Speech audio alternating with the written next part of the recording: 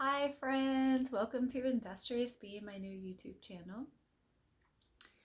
I hope that this channel and my messages bring you some kind of information that asks you to go inside and discover yourself. um, no, but honestly, I want to chat with all of you about self-discovery. The name of this channel is Industrious Bee, and that name came to me when I was in a meditation and I was shown how to lay this channel out and what to call it. And Industrious Bee is the meaning of my name. Melissa means industrious bee. And the description is, this bumblebee who humbly goes around and, humbly goes around working, collecting pollen and then placing the pollen and other, plants pollinating and just allowing the very small but significant work that they do to really aid in the planet staying alive. And I love that. I remember when I learned that my name meant industrious bee, and then I started to learn about bees and the role they play in keeping the planet beautiful. And really, honestly, without bees, the planet wouldn't survive. So I owned that. I owned that name for a very long time. I loved being busy. I admired those women who were so busy that they could, only slept 4 hours a night, and they had, planners, and it was jam packed, and people are always praising them for all that they did. And I loved that. But in recent years, that has become exhausting to me. Exhausting. And I've really been asked by my circumstances to slow down and to start to be present with life and to be present with my condition that I call existing. And so when I was told that that was going to be the name of my channel, I was so sad. I was like, no, I don't want this to be about doing anything, Then it was shown to me like letters strewn across my vision. It would be industrious with a comma and then BE. And then it showed that it would be about my journey through finding the balance between being industrious and just simply being a human being. And I love it so much. It brought tears to my eyes because that's really a large part of my journey, has been learning about my desire to be busy, the attraction that I had towards being busy, the way that I just loved and adored, the admiration that I got for all that I did. And then when I got extremely sick and all I could do was lay in bed and be with myself, it was my worst nightmare. But it was the biggest gift that's ever been given to me, is this ability to be still and know that I am just as lovable, just as important, just as valuable in my being, still in my being, as I am in being industrious, if not more, because without being, I am not industrious. So come with me on this vlog journey through the experience of being Melissa. And that might sound a little cheesy. But I was asked when making this channel, what is it going to be about? What do you want to talk about? And I've spent so much of my life thinking, like, who am I to anything? Who am I to fill in the blank? Who am I to tell people anything? Well, I'm Melissa, and I have had 42 years of experience, and I have so much more to experience after this. But to date, I have 42 years of experience, and much of my experience has been about healing. Not only healing this life things, things that I've done to myself, things that I've ingested, physical healing, but tons of emotional healing from things that happened in this life, and a lot of ancestral healing.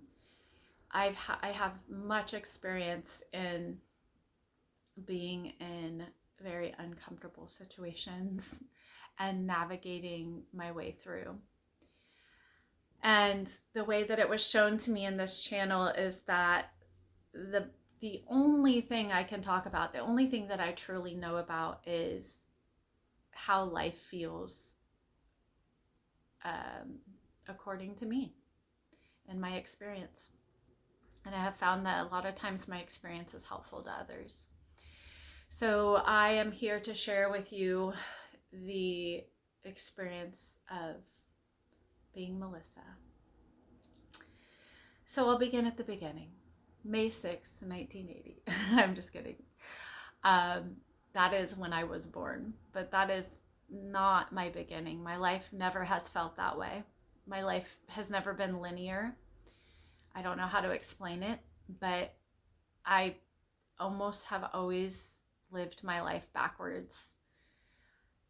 I could say the day that I truly ever felt like I was alive was September 20th, 2006, the day my daughter was born. And when that little girl was placed in my arms, everything in my world just, it wasn't even like a 180. It was just like a flip-flop, everything inverted and exverted and did all this. I mean, everything in my life shifted the moment she was placed in my arms, everything. And I had never experienced the emotion and the sensation that happened. Prior to my daughter's birth, I was addicted to drugs and extremely abusive to myself, extremely abusive to others, and I had been extremely abused in my life. And I never felt like I was living, and I didn't know it, but I was just existing, and I was just surviving. And so when she was placed into my arms, two things happened. I felt something I had never felt before that made me want to live another day. Like something that I had never ever felt before in my chest, like a tangible sensation all over my body, feeling. But the other thing that happened was that I looked into her eyes, and something happened when I looked into her eyes. The thought that came through my mind, which was not any kind of thought I had ever had, but the thought that came into my mind was, oh, there you are again. We've done this before.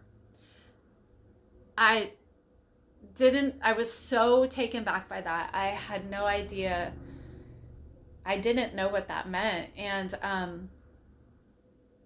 And I just cried, which most mothers do when their babies are born. That's not an unusual response. So my life began September 20th, 2006 at 6:55 a.m. And I'd like to say that at that point, I stayed sober and I just stayed on the right track, but that's not the way that it happened for me. When my daughter was about 6 weeks old, I got a kidney stone and I was prescribed medication, and my addiction came back like that. And I did spend the first year of her life addicted to narcotics. And that's not what this is about. We'll talk about that later on. But I will say that in that year, I was perpetually placing myself in situations that I was living out every single thing that I said I would never do. Every single thing. And it was hell. And, but luckily for me, I don't want to say luckily because luck has nothing to do with it, but God bless me and God bless my daughter, and God bless the mirror that parenting held up to me. I didn't want to be that human being anymore. So I did end up detoxing off of narcotics and becoming sober. And that's when my life began. My life began when I started confronting all of the shit that was in there. All of the shit that was, that made me, ingest pills. And at the time it was just very, very surface like that. What is it that was going on the inside that made me want to numb myself out? And I spent the next, 10 years solid in the rooms of AA and just really learning about myself.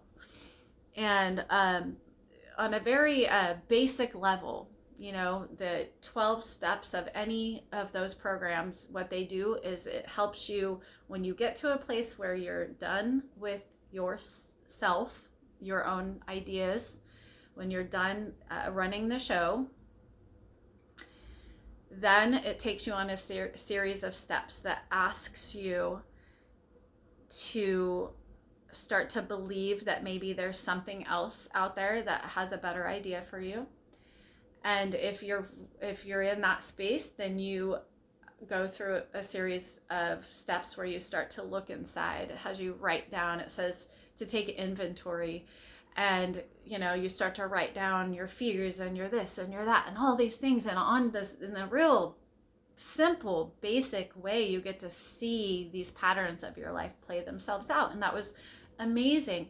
And one of the steps, the 11th step to be exact, asks you to deepen your relationship with your higher power, your God, whatever you choose to call it. And I ran with that.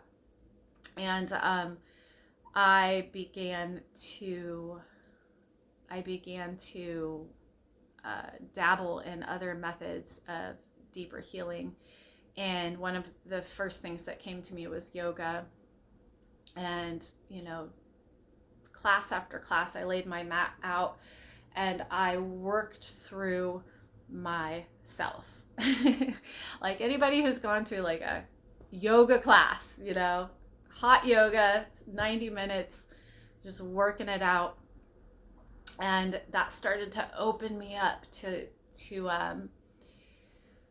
different ways of healing myself. I went in there because I'm attracted to the idea of my body looking a certain way. I went in there so my ass would get tighter. And what it did, after my first yoga class, I laid on my mat and I cried. Like I couldn't get off of my yoga mat for like 20 minutes. I was so embarrassed. Prior to this, I was not a crier. I thought I needed to be stoic and like not show emotions. And so I laid on my mat crying, and I had to pretend like I like fell asleep. Luckily it was a hot yoga class, so I just had like already sweat like dripping down. Some people I don't know if people knew I was crying. That doesn't really matter. But what matters is that it was like my first introduction into like not my first, because AA was my first, but it was my second introduction into going inside and starting to like look at the way that I operate. And one of the best gifts that I was given was the fact that I went into recovery, and my daughter was a year old, and I'm a kinesthetic learner. You know, I can't like hear something and absorb it and learn it.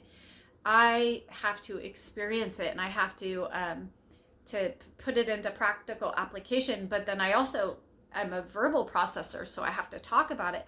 So here's this little 1-year-old, you know, 1, 2, 3, 4-year-old, and we're growing emotionally together, because when I got sober, I was emotionally the same age as my daughter, hands down. I mean, tantrums and like, you know, oh God, I was just a disaster, because no one had ever talked to me about my feelings before. No one had ever suggested that I look inside and start to get to know myself. Like, what, you know, what does that mean?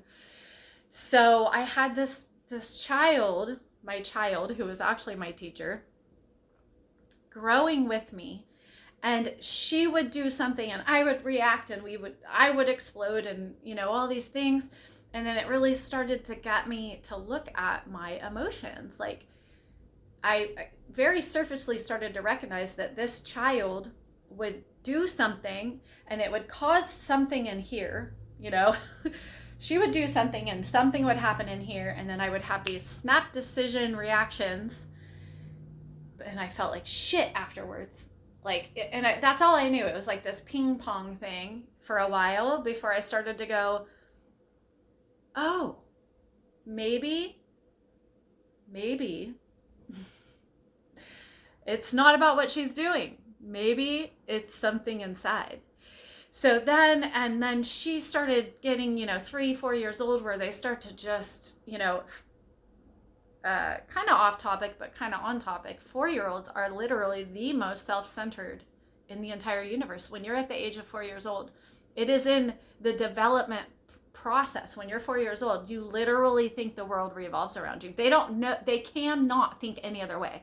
It does not matter. I mean, you could beat them into submission and then they could become terrified of you, but you can't make a 4-year-old's brain not think that the world revolves around them. That's why if you abuse them at that age, they really absorb it, because they really think that they created that, you know, or they deserve that. But anyways, so I'm going through these ages, and I'm starting to teach her about her emotions, like little basic stuff, like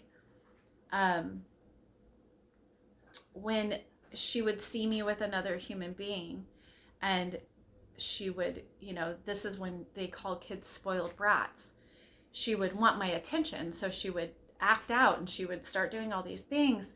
And so I started to teach her, what's that feeling that you have inside when you're doing that? And she'd go, I'm mad, you know, or something like, I'm mad at you, Mom. And I'd say, okay. But that anger is just protecting this other little thing here. So can we go a little deeper than the mad, and can we look at this little thing here?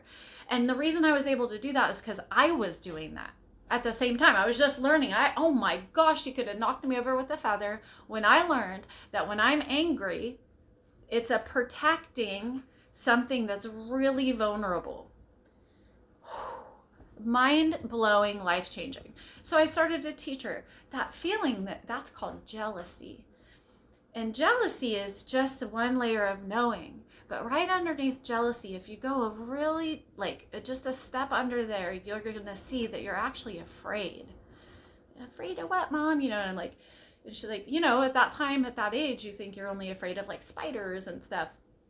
I'm like, well, let's talk about what you're afraid of. What do you think, you know? And she would go, well, I don't like when you talk to other people. Okay, well, when I talk to other people, why, you know, what is it about that you feel like maybe you're threatened? And then we would go a little deeper and a little deeper. And as it turns out, she was afraid that she was not good enough because I was talking to somebody else. It threatened her safety in our relationship. But I got to teach her, and by the time she was 5, 6 years old, she'd say, Mom, I'm feeling jealousy. And then we would get to talk about it. And it was really neat because as she was learning this stuff, so was I, and I'm having these reactions with her, and I'm going and I'm being a human being, and I'm having these reactions in other places. And then I would go on my yoga mat and I would go through these poses, and and I would have to look at myself in the mirror, or look at myself and close my eyes and look at myself internally, and really just start to get into the meat of like these fucking feelings that I had been having my entire life. But I wanted to not feel them. I was never taught to feel my feelings. So hence, the sex addiction, hence the drug addiction, hence the, all of the ways that all the tools that I had at that time to just mask my feelings. So that was, those are my first introductions into going into a space that feels uncomfortable and learning about it. And so here I am, I'm 42 years old, my daughter's now 16, and it has not slowed down. The thing about life keeps lifing. And anything that asks us to become more and more knowledgeable about it, the lessons have to become more and more intense and more interesting. Otherwise, we would stop learning. So, as my life progressed, and as the tools that I had, they always are there and they always work, but there was just these like things inside of me that just like I just couldn't get to, via yoga, via meditation, via writing things down and going through step work. I then was called to, and eventually answered the call to start sitting with plant medicines. And there's many different kind of plant medicines, but the one I was called to start sitting with was ayahuasca. And I sat in my first ayahuasca ceremony, I think it was the end of 2017 or 2018. And there is where I did some real gnarly work.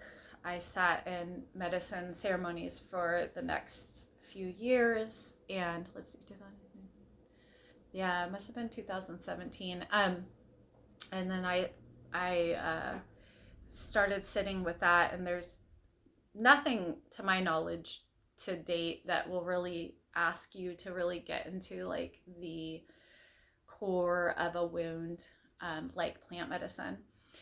That too is a discussion for a whole nother time.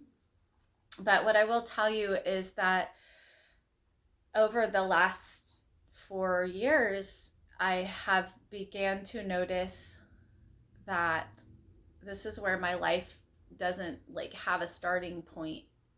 There isn't like, oh, I was born on this day. It's like from the day my daughter was born, I started to do this healing, and then I was healing over here, but it started to expand backwards and through the generations.